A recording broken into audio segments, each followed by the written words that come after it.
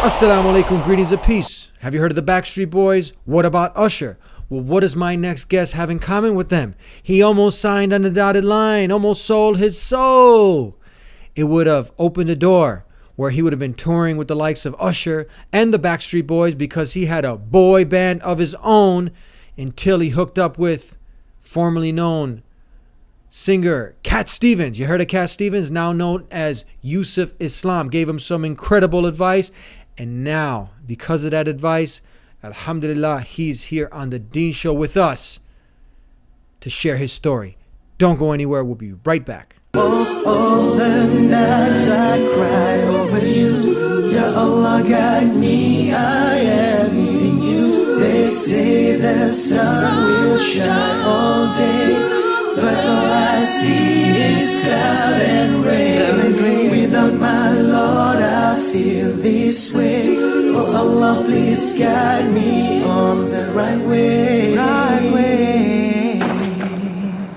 So how you doing, Subhi? We're here with Subhi, former, almost on the same circuit as the Backstreet Boys. Or were you in the Backstreet Boys, or you were in the same management company? Something with the Backstreet Boys.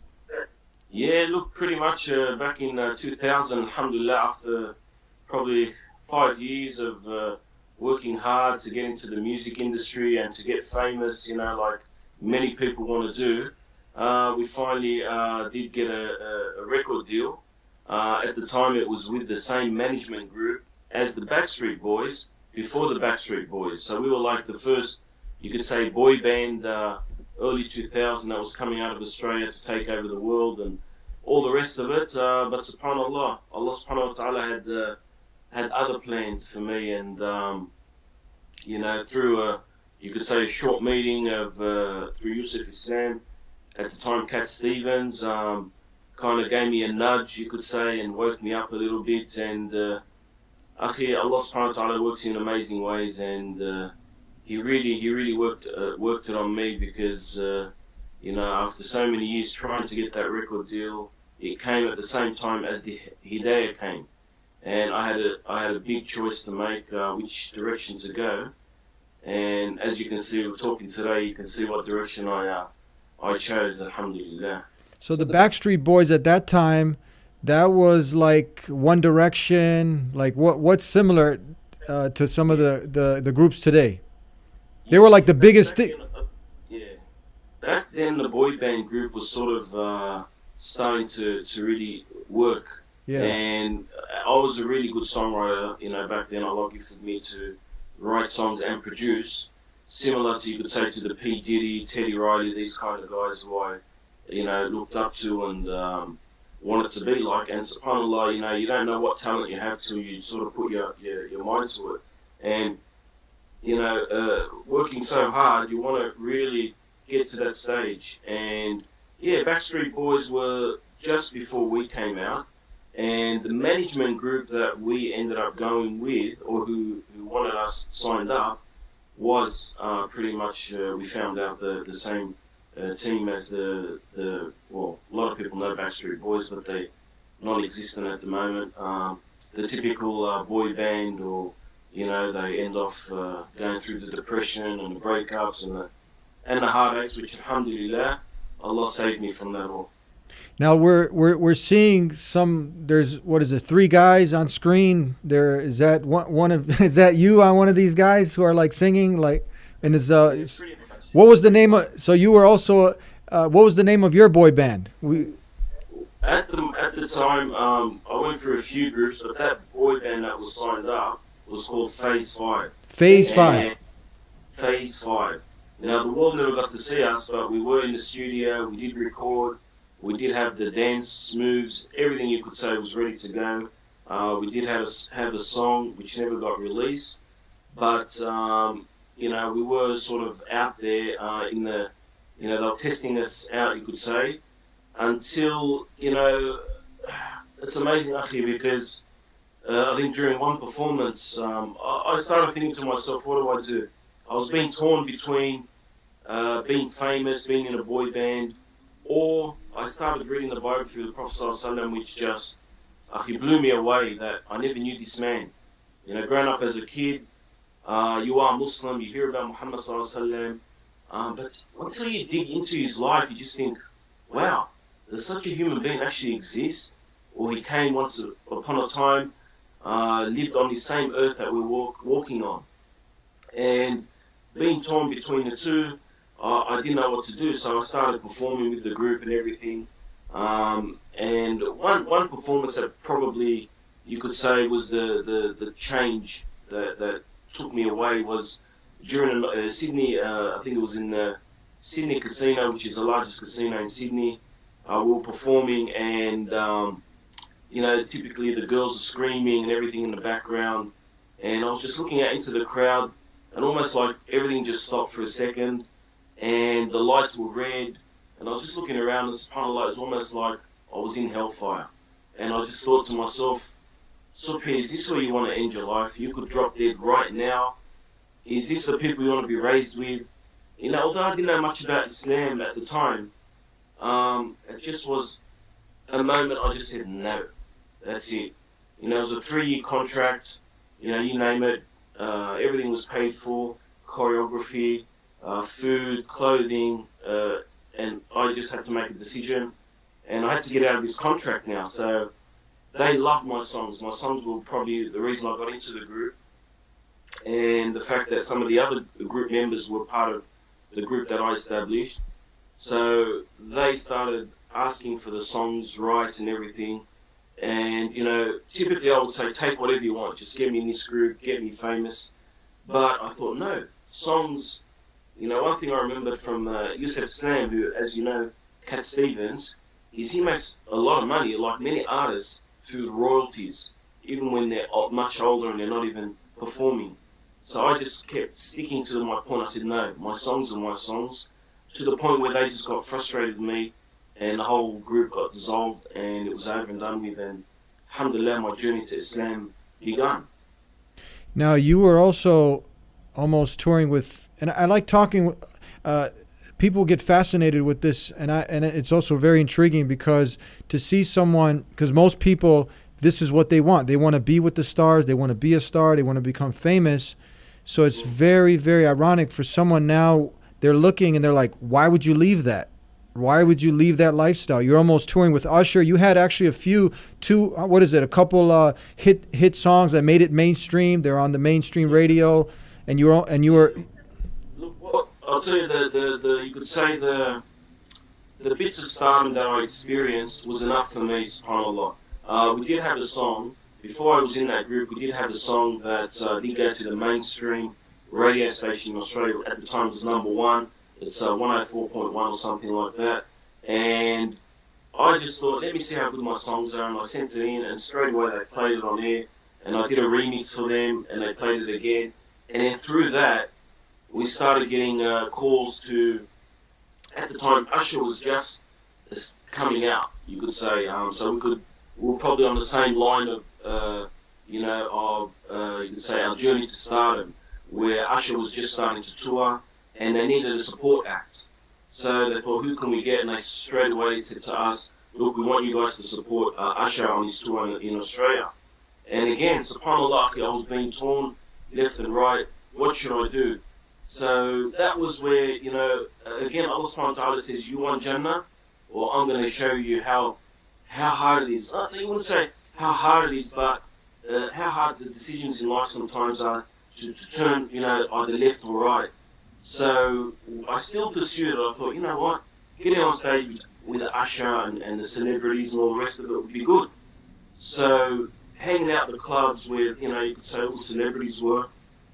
One night I couldn't believe it. I'm like, oh, there's this, famous basketballer, there's a famous singer. And I would go up to them and they knew who I was and, hey, how you doing?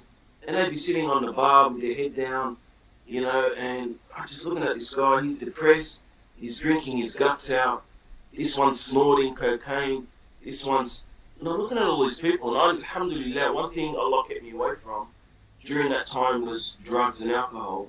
I just, as a sportsman back in the old days, it's just something I never let my body get exposed to. So looking around, you just think, man, I thought you people were happy, He's complaining about his wife left him, This one's complaining about depression. Yet, the next day you'd see him on TV acting all nice and happy, and it was all an act.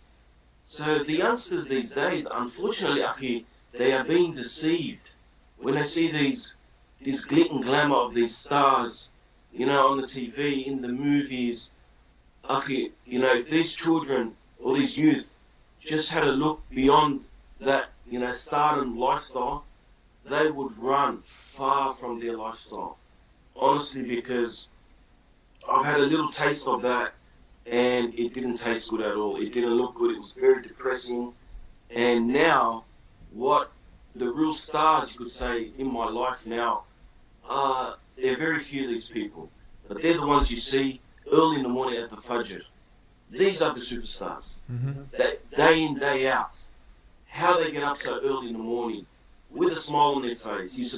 SubhanAllah, you see the glow of Fajr in their face.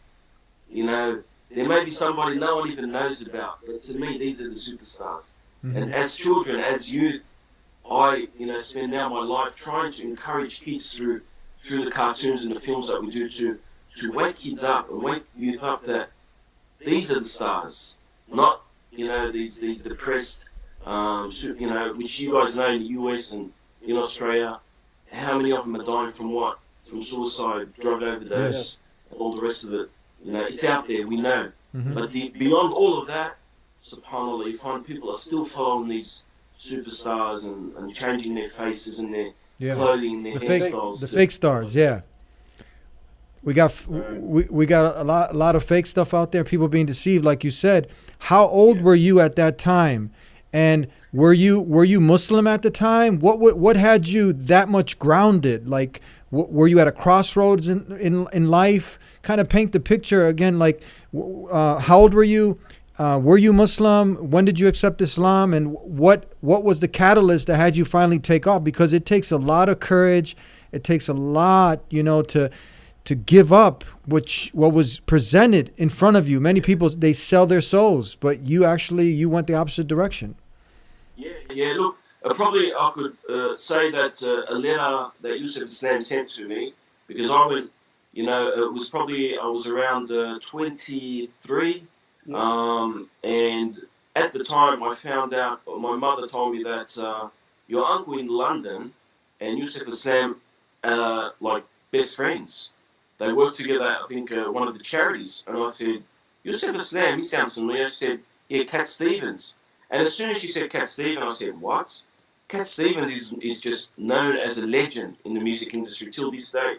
And I said to my mum, basically, how long has it been since you've seen your brother? She said, 10 years. I said, we're getting on a plane and I'm taking you there. And obviously I'm going there to meet Yusuf Islam at the time, Cat Stevens. And this was in the year 2000. So he was, deep into Islam at the time. And I wasn't really thinking about that. I was just thinking, Cat Stevens, a musician. And I was Muslim all my life, but you could say at that time I wouldn't consider myself Muslim.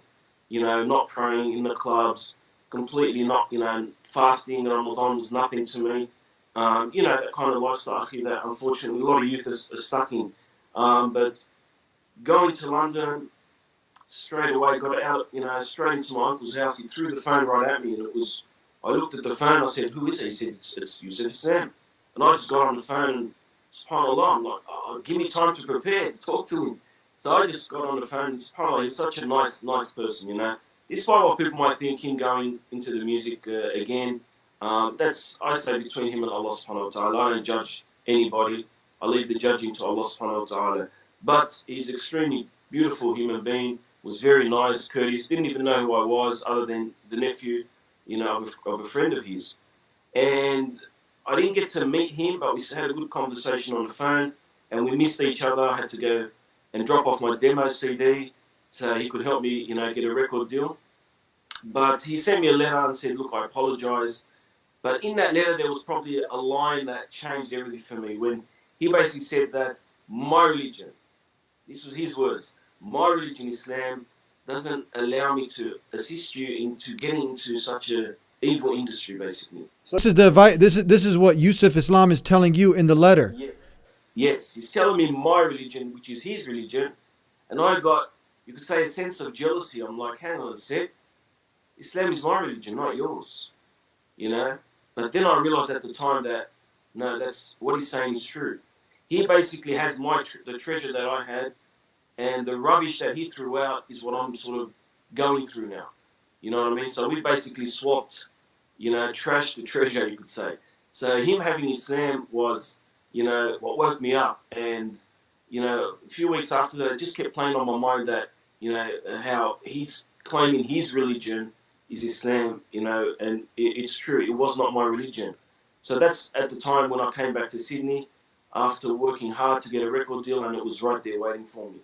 And at the same time, I started reading the biography of Prophet Muhammad ﷺ, and I could not put the book down. Ever I went, even in the studio, they seen me holding this book around and thinking, what are you reading? And I just said, it's just the biography at the time, and I just couldn't put it down. I just completely fell in love with Muhammad ﷺ.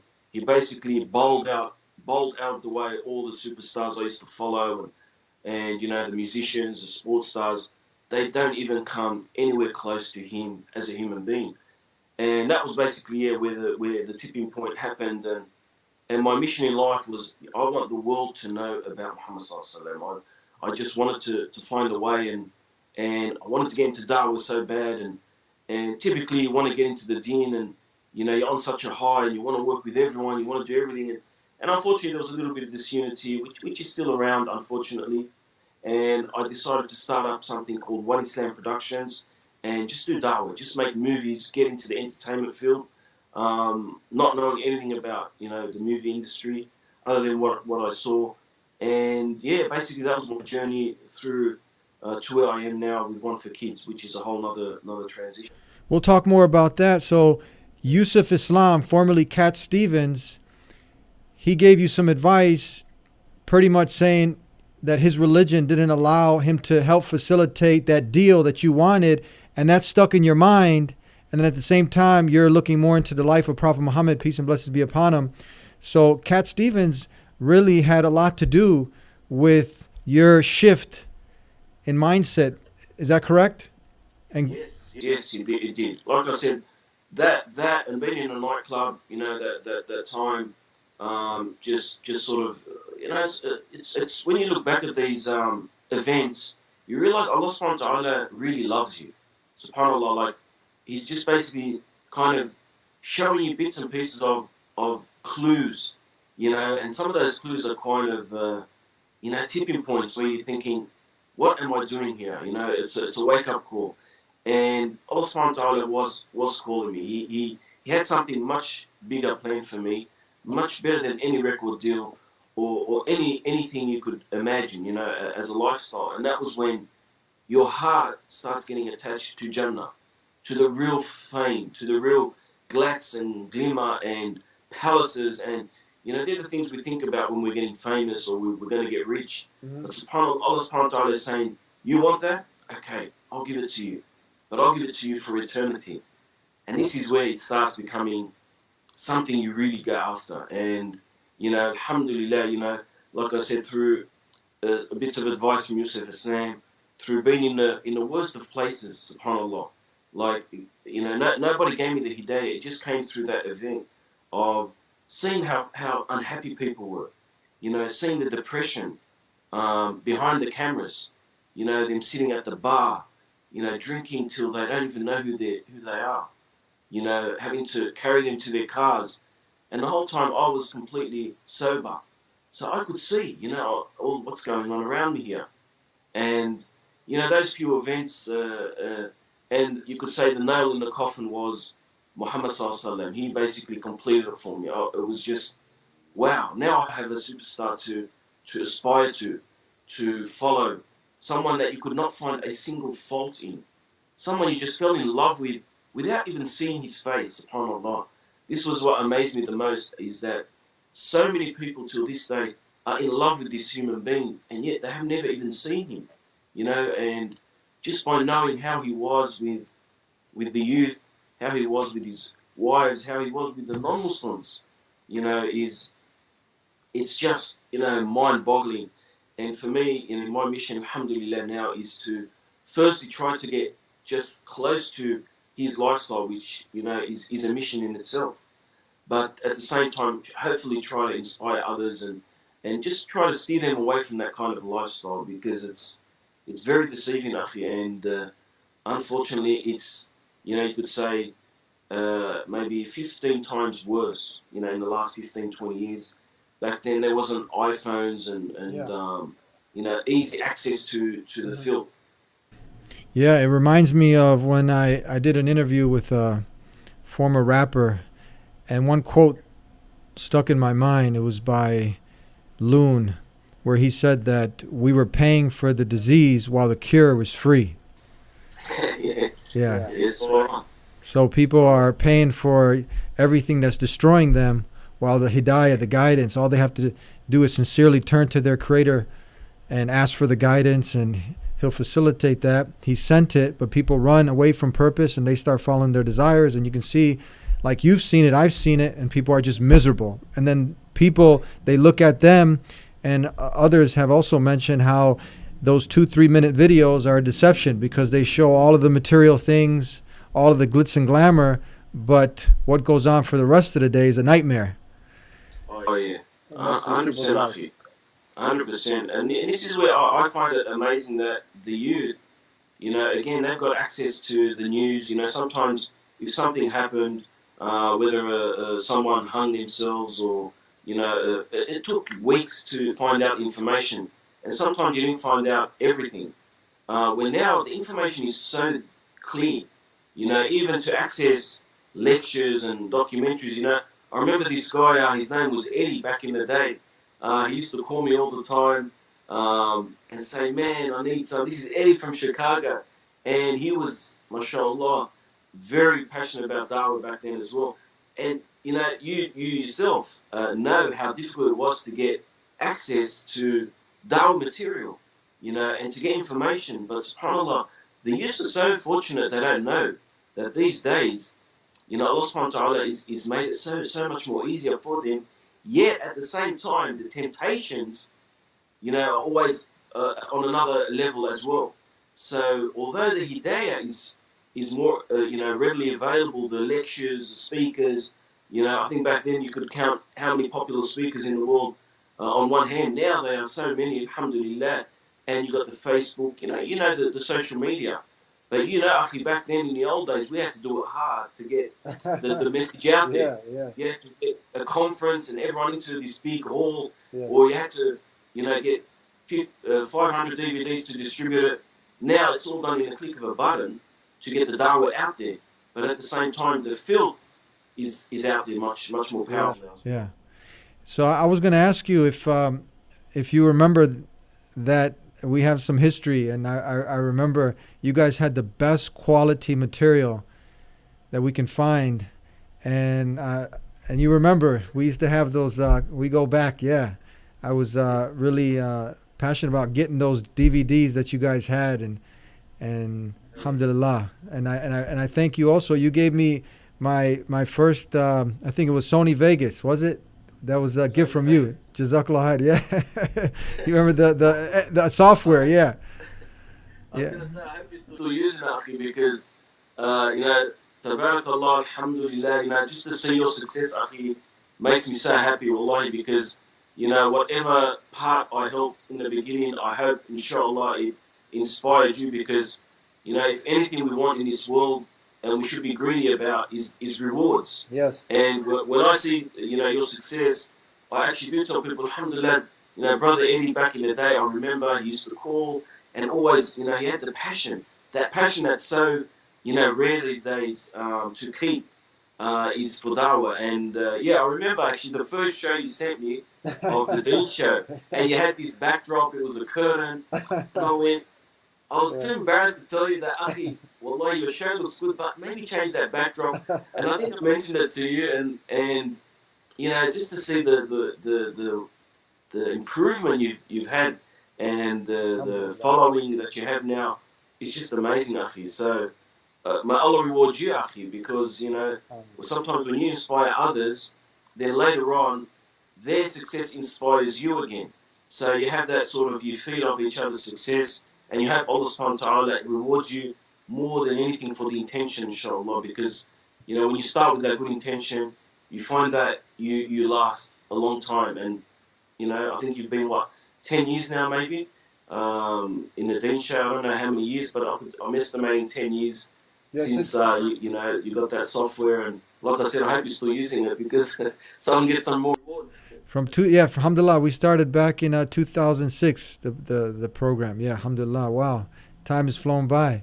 You also, you're from Australia, and how we had recently, not too long ago, did you know the brother, may Allah grant him Jannah, he was doing some wonderful work. He also changed his life around. You hear these stories. I think Ali Bennett. Did you know him? I know him very well, alhamdulillah. Yeah, alhamdulillah. Look, Ali Bennett, I heard about his story, and he's not far from me, maybe half an hour, his office. And he was actually a big fan of our work, so that's how I got to know him. They contacted us, and at the time he was having a charity event, and they needed Zaky, the cartoon character, to come and I'm thinking, who's this Ali Bennett? Because as much as I follow social media, it's too much sometimes to follow, But then I heard his story, and then we spoke on the phone, and then I realized, subhanAllah, like, I work with a lot of people, but not everyone is as genuine as some brothers. But as soon as I met with Ali, we sat down, it just seemed like he was genuine. I just loved that about him. There was no politics. I could call him on the phone, and we could get something done just like that. It wasn't a matter of, let's go speak to my shooter, talk to my team, we'll let you know in 10 years if we want to do it. It was basically, yes, okay, I need you to do this. Ali, I'll be there, and, like I said, this is, Ali Bennett's story should, again, inspire youth a lot, because, he had it all. You could say, in the worldly life, the cars, the money, success, yet when, you sit and speak with him, he had a famous saying of, I think Brother Muhammad Hoblos, another close brother of ours, when he mentioned that, you got these $1,000 thongs and, $2,000 glasses, and basically Ali said they mean nothing more than a pair of thongs for a poor African kid. And this should basically wake the youth up that, do you want that life? What woke Ali Bennett up was death. At the time of death, we are probably all going to be like Ali Bennett. But until that moment comes when you see that death is coming your way, all of a sudden you become, did I pray enough? Did I give charity enough? Well, Allah subhanahu wa ta'ala did bless Ali Bennett with cancer, because that gave him a few years to do what we want to do at the point of death, is give all our money away. Pray, go to Hajj, build masajid. We can do all this. You don't need to be Ali Bennett to do what he did. Anyone can do it right now. You can wake up this morning on a Friday and make intention that I want to help change the world before I'm expired and I'm gone. And this is Ali Bennett's story, and alhamdulillah, he inspired so many people, and it'll continue. If there's many stories like Ali Bennett that don't get documented. Even Ali, when we had our personal discussions, he didn't like the attention. He didn't like the fame. He told me, that I've been doing this for a while, until that documentary that came out about him being gifted with cancer just made him famous. He didn't like that. He wanted to just be humble, which is, again, a sign of, his good intentions, that he doesn't want the fame. Unfortunately these days, there's some, brothers and sisters with the social media, they're getting too excited and want the fame and the glory. And that is not a good thing.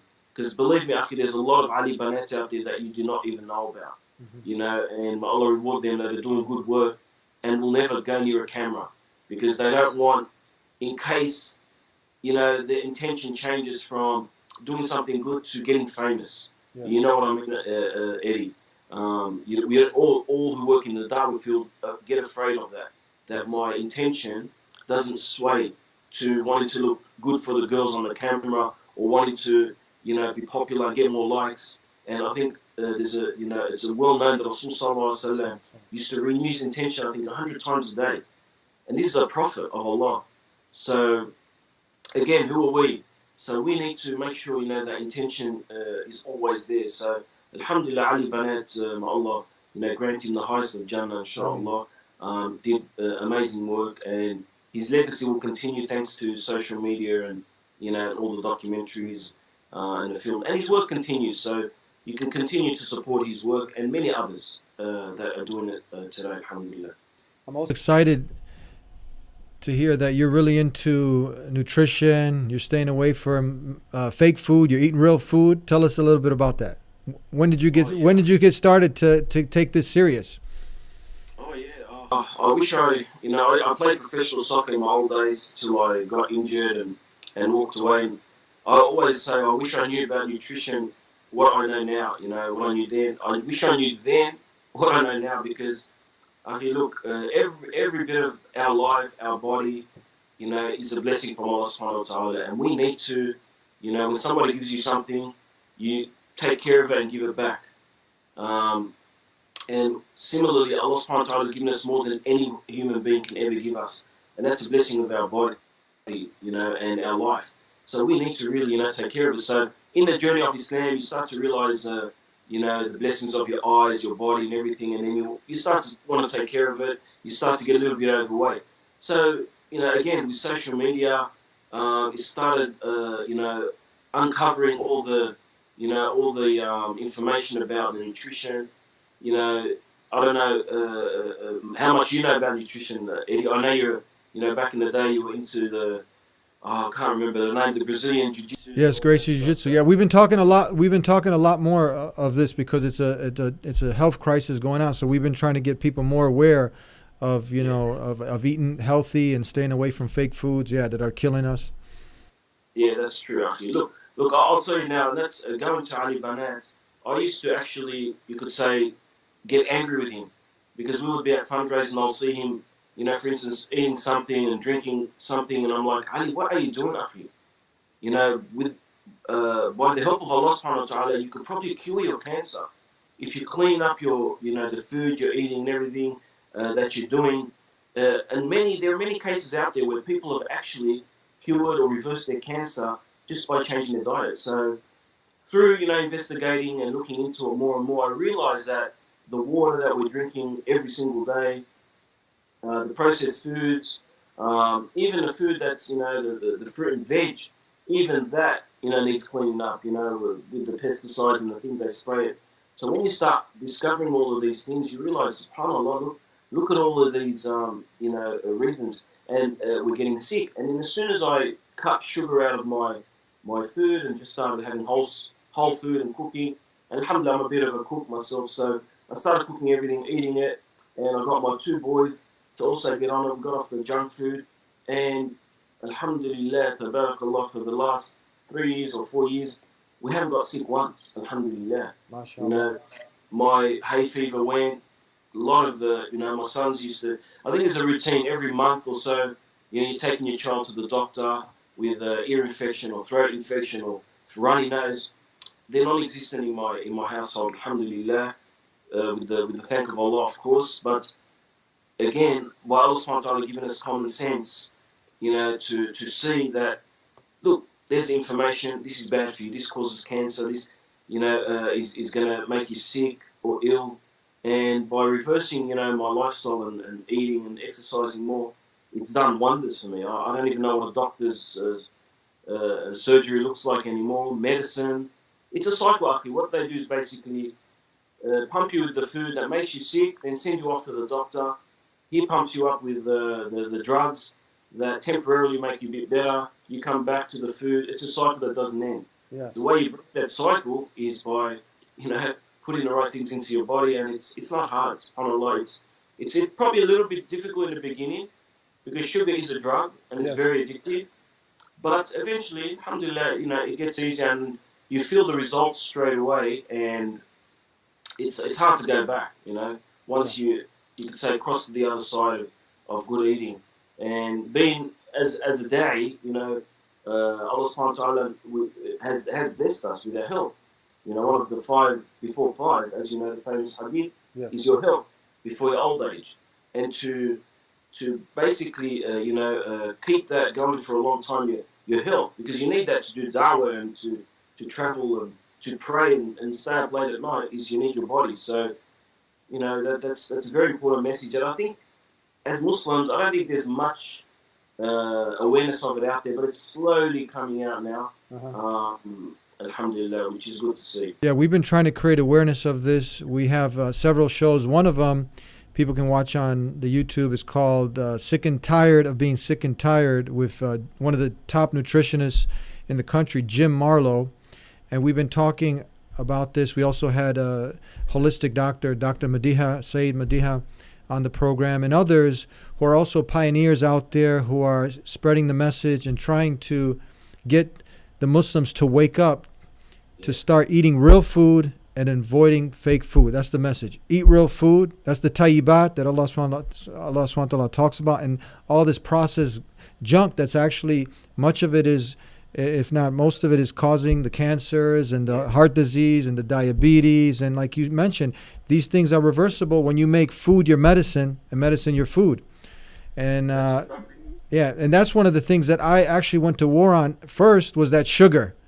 Sugar is the new nicotine of our times, and replacing it with, you know, dates or bananas, apples, with the real food, and cutting out this. And it's simple. It takes some effort, but trying to create that awareness in the masjids when you come out and they got the Pepsi and the colas and the potato chips, and you're killing the kids. And I think, have you done anything? We'll get into this now, where with Zaky, Zaky's starting to educate the kids and the adults on eating real food. Have you done anything on food? Yeah. No, look, what's you're probably a few weeks or maybe months before it's out, but we've actually got, you know, apart from Zaky, alhamdulillah, which has been going a bit over 10 years now, just a quick brief on how that happened was, you know, working with One Islam Productions, the Dawah, you know, Eddie yourself, it's sometimes difficult to work with the youth, you know, because sometimes they're conditioned to be a certain way. And for me, I just got frustrated, you know, trying to give dawah to the youth, help them change their ways. So I just thought, you know, the only way we're going to change this ummah is by starting planting the seeds, and that's through the kids. So through that, alhamdulillah, we started One4kids, Zaky, who alhamdulillah is very well known worldwide now. And part of, it wasn't about teaching them Quran and the Sunnah, it was about teaching them manners. Because, you know, you could be a hafiz of the Quran. You could be, you know, you could memorize Bukhari, the entire book. But if you have no manners, akhi, if you have no good character, if you're a da'i, but you go home and treat your wife and kids bad, then yani really, what has all this benefited you? So I thought, for me, with children, we focus mostly on manners, character. You know, these are the things I think the ummah is missing. And now that, like I said, I've gotten into the nutrition, you know, we always, if we do go to events, I actually advise them, don't serve soft drinks to the kids. Replace, like you said, you know, the lollies and all the rest of it. You know, you can make fruit salad. There's dates. There's so many things that got natural sweetness, the honeys, that you don't need all of this stuff. So we do have two characters coming out called Harun and Rashid, and they do have a segment on Zaky's Learning Club that focuses on nothing but health. And you know, that's probably an area we found that now with the entertainment world just going nuts. You know, there's so much good and a lot of filth online for kids that we thought we should target that area in not just the Islamic teachings, but also, health.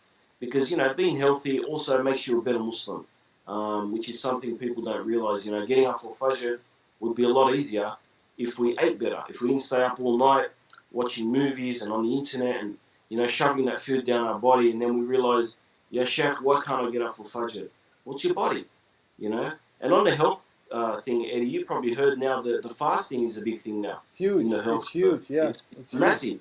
And you find that all these professionals come out with, you know, different types of diets. This diet works, that diet works. And subhanAllah, they went around and came back to which diet? The diet of Rasulullah, which is eat a lot less, fast, you know, and don't be extravagant, you know, because that's one of the things I think now that food is so tasty, you know, the sugar just makes anything taste good, that you're not even hungry. You know, you just came from a dinner at somebody's house and you're driving and you stop at McDonald's and just grab something because, you know, it's almost an addiction. It's not, you're not eating to live, you're living to eat now.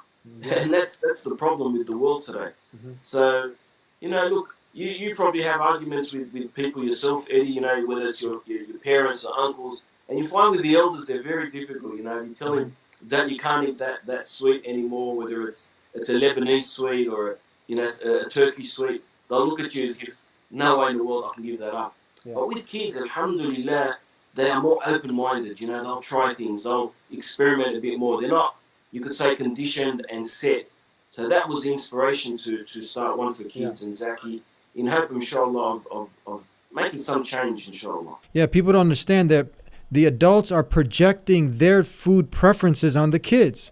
So now the kids don't know any better, and they're destroying their taste buds, and now you're creating sugar addicts, and now we got kids who are diabetic at 9, 10 years old, and teeth that are made to last a lifetime.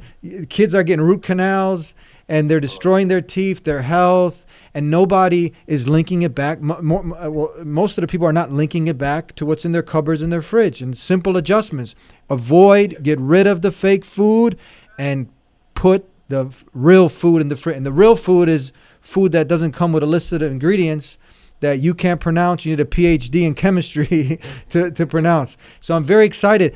Before we conclude, I personally, I think I've bought all of the Zakys for my kids. I'm a huge fan of your guys' work. I think if you're not down with One Islam, you're not down, because I mean, this is something that is so. Your production is top of the line. You guys are doing incredible work. Now you have a new app that people can go on. It's called One4Kids. One4Kids. I got it. It's amazing. Talk to us about this. Look, everything you just said, Eddie, you made me sound like the Disney of the Muslim world, which we do want to be that. The only problem is, and this is a very important point, Akhi, which I hope will get out there to the Muslims, is One4Kids, alhamdulillah, have been going for 10 years, but we have been struggling financially for so long, and we still are. Because sometimes people have this, assertion that One4Kids got this huge studio, they're millionaires, and that. Wallahi, Akhi, it's the exact opposite.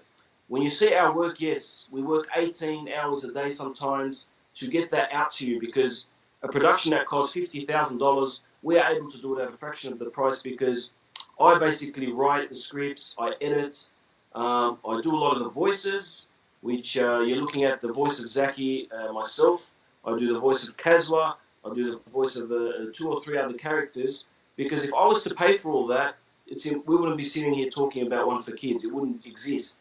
So the hard work we're putting in is what's keeping One4Kids and the Zaky entertainment that we're doing alive. So this is one thing that sometimes success, becomes where people from the outside see it that, wow, these guys are millionaires, they're big. Wallahi, brothers and sisters, it's the opposite. One of the reasons we started the One4Kids TV app was to get the Muslims to, $3.99 a month is, I think, you could, I don't know the price of a coffee in Chicago there, Eddie, but, it's almost a cup of coffee price a month that you have access to all of our content. It's an app, it's on everything. We've even got it now on Amazon, Roku, Apple, Android, everything. And everything, the best part of that $3.99 they're paying, Eddie, is it's a sadaqah jariyah. You can't lose. So you're getting access to constant, entertainment for your kids. Wherever they are, you can hand the phone to them. It's safe browsing. All our content contains no music. Coming from a former musician, I know the effect of music. So alhamdulillah, I'm writing lots of songs again, but it's all harmony based, all voice, nothing else. And alhamdulillah, we're the only channel in the Muslim world to have a channel that's 100% halal. Our content is pure Quran and Sunnah, alhamdulillah, as best as we can. And yeah, it's available, and people need to really subscribe. We don't have nowhere near the amount of subscribers we need to take on the Disneys. We really need 20, 30,000 subscribers to help us get to that level and produce much better content. But Akhi, as a father, that our youngsters, what are they doing most of the time on during the day? They're on their devices. Yeah. as parents, we try to control it, but there comes a time when you need that break, and you're like, here you go on the phone. But knowing that you have something that they can go on that's going to bring them close to Allah subhanahu wa ta'ala and make them better children, is a gift. We know we need content. Content costs a lot of money, and this is where we're asking the Muslims to, because unfortunately you go to the wealthy brothers and sisters, you don't really get that response, that support that you really need. So we're going to the mums, the dads, the grandfathers, the uncles, who are concerned about the ummah and their kids and what they're watching, and we're telling them, subscribe. Sometimes a brother will tell me, my kids are older now, I don't need it. And I'll say, really? So your kids are going to get married soon, inshallah, and they're going to have grandkids. So it's for everyone. You cannot escape it. If you're a grandfather, you've got grandkids. If your kids are older, they're going to have kids, inshallah. If you're not married, then you're an uncle. You know what I mean? So there's always a way. And if none of those, then guess what? All these millions of children around the world are your young brothers and sisters that you want good for them. So you can either let them watch Disney and all these other things that they're slowly introducing a homosexuality into their movies. Things like the movie Frozen, which is extremely popular amongst the girls, is rumoured to have the main character a lesbian in part 2. So things like that are coming out. Netflix introducing transgender cartoons. So they are really pushing this to our children now. So as Muslims, if we don't wake up to ourselves and say, we need to invest in media, especially for our kids, it's going to be too late. You know what I mean? Alhamdulillah, you find that masajid are being built everywhere. But you walk in there and they're empty. Unless it's on a Friday or Eid day, there's no youth in there. The kids aren't in there. Where are the kids? The masjid is now that device that's in their hand all day. So we need to now provide that and entertain them, but at the same time, clean their hearts up. While they're watching something that inspires them to do something good, inshallah. And we get so many emails, Eddie, that's basically, you could say, the fuel. Because not having the funds every week, you've got to find ways to get funding. And the fuel that keeps you going is just the feedback, from children that grow up, become teenagers. And, sometimes we'll get hugged from behind from a teenager. And I look at him, I'm thinking, who is this guy? And then he's like, remember me? You came to my school with Zaky, and because of that, after that, went to Medina and studied. And subhanAllah, I'm thinking, Allahu Akbar, because of your involvement in our films, you ended up becoming a scholar, and now you're teaching kids. So this is why I'm saying that Sadaqah Jariyah, the people that are paying for subscription or who sponsor our work, is going back to educate these kids. And these kids are going to, some of them will be future mashayikh and teachers, are going to teach millions. And so that's why that Sadaqah Jariyah, we really encourage people to subscribe. And alhamdulillah, like I said, we're at the moment #1 rated. You can go on Apple and Google and see we're the highest rating app in the world, alhamdulillah channel. And no music, so brothers and sisters, don't be concerned. Yes, there's lots of songs, but no music, alhamdulillah. And soon we'll be down your way, Eddie, on a tour, inshallah. We do have a live show that we want to also get out there and bring Zaky down to Chicago and everywhere else, inshallah. So we'll have you and Zaky, inshallah, in the studio soon. Yeah, oh yeah, man, that'll be something. Yeah. So that's one for kids TV. That's so for them on the Android or on the iPhone, they just go to the App Store and they type in One for Kids TV. Yeah, and there's no excuse at all. No excuse. No. If you got the Netflix, you got the Facebook, YouTube, and many of these, they just take one wrong turn and they're getting poisoned, subliminal messages and whatnot. Yeah. But here is where you're educating the kids, and not just the kids. I mean, new Muslims, adults. I mean, the information there is not just for kids. Everyone can benefit, even an adult. This is a great way because it's so simple and straightforward. A lot of people, they can't sit there and maybe listen to a monotone lecture from someone, but they can go and learn from this app, from the material you guys got. Adults also. Yeah, no, believe it or not, Eddie, reverts absolutely love our channel because, I'll tell you a famous story with brother Muhammad Hoblos, who was in Europe somewhere in a country. And he said a brother came up to him, a revert, grown man, and he had tears in his eyes. And he said to me, brother, please tell me you know One4Kids, the guys that do Zaky in Sydney. And he said, why? And Muhammad was confused. Why is his brother, in tears? And he said, brother, these guys have changed my life, changed my family's life, the films they're making. And Muhammad was like, yeah, I'll let Subhi know when I get back to Sydney. So when he came back, Muhammad told me that story, and it inspired me so much, subhanAllah, because to know people all around the world, adults, especially reverts, because our productions are for kids, but when a convert or a revert comes to Islam, his Islamic knowledge is back to basics. So they need to learn the Arabic, they need to learn the numbers, they need to learn the short surahs and explanations, and this is perfect for them. So like you said, kids are watching, but secretly parents are watching going, geez, I didn't know that either. Yes. And they just tell me that. When we do see the parents at events, they'll tell me, brother, to be honest with you, I watch it more than my kids because, with Islamic schools now, kids do have a lot of education, but, the parents need to catch up to their kids now because, then they're not. So, alhamdulillah, that's excellent to know that the One4kids is benefiting everyone, even us as producers and writers. When we're writing these scripts, we sit back and think, wow, this is an amazing story. This happened to Rasul Sallallahu Alaihi Wasallam. So yeah, it's for everyone. As we said, please subscribe. $3.99. It's a packet of chips, as they say here, which is nothing, and sadaqa jariyah. So you can't lose. Alhamdulillah, by subscribing and supporting us, inshallah. Thank you, my brother Subhi. It was really nice having you on the program. Inshallah, we're going to hook up soon when you come to Chicago. How's that sound? For sure, inshallah. For sure, akhi. All right, Jazakallah khair. Thank you, brother. What an amazing story with Subhi. I hope that got to resonate and penetrate deep into your hearts. So many lessons to be learned. He almost signed on the dotted line. Imagine where that would have took him in life. But he committed himself to the deen. He didn't sell out. And he became a winner. And inshallah, those who hold on to the deen, it can be hard. An arduous task, holding on, as the Prophet ﷺ said, that there'll come a time where holding on to the deen will be like holding on, trying to hold on to some hot coals. You feel like a stranger in the midst of all of the corruption that's out there. But the last and final messenger sent to mankind, Prophet Muhammad, peace and blessings be upon him, he said what? Give glad tidings to the strangers. Paradise, Jannah awaits you by living purpose, committing yourself to pleasing your Creator before we meet our Creator.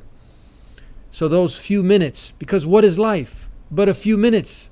At the end, when it's all done and said, look how fast everything's in the past tense, been there, done that. And that's how life is going to be. You've been there, you've done that. You sacrifice everything for this dunya, and you didn't prepare for what comes next. But our brother's preparing for what comes next, and it's an inspiration, a motivation for us to take the matter serious, to take life serious, and not to get caught up with all of the entertainment that's out there. It's a delusion, a deception. But we've been gifted with this deen. We have the blueprint for life. Stick to it and Jannah is yours. You want Jannah? So do I. So let's continue with the mission to please our Creator by living this deen, and inshallah we can make it, and everything that Allah calls us to do is beneficial not only for us but for mankind too. So you get peace in your life, peace in the next, but don't lose focus. Don't sell out.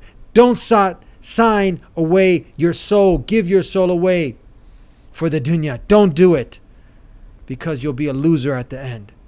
And inshallah, this story can teach us a lot, to stay committed to something that's worth more than anything money can buy or give us. This deen. Stick to it, hold to it, and inshallah we can get to Jannah. Subscribe if you haven't to the Deen Show, and we'll see you next time. Hit on those little notifications so you can get with each and every one of our new shows. Peace be with you. Assalamu alaikum. Please subscribe to The Deen Show. Follow us on our official Facebook and Twitter pages in the links below. Please also help support The Deen Show by making a donation in the link below.